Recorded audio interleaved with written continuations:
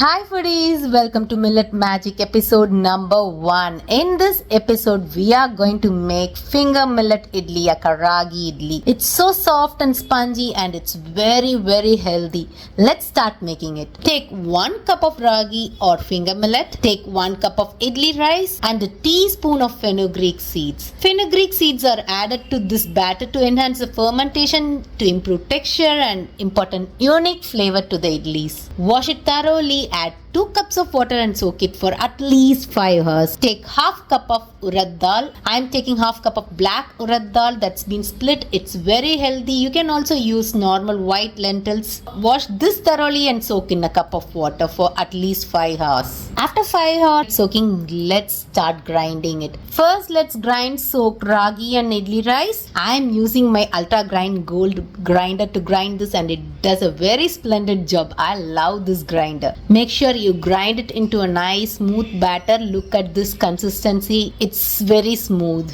Then grind in your soaked black urad dal, also like a smooth butter consistency, and then mix all the batter together. Add salt and then use your hands to mix the idli batter, because using hands to mix the idli batter allows for better control and thorough incorporation of the ingredients. Not only that, it ensures better fermentation and texture. So use your hands and mix the batter very thoroughly. Close it and let it ferment overnight. Look at this, how beautifully it has been fermented. Let's start making idlis.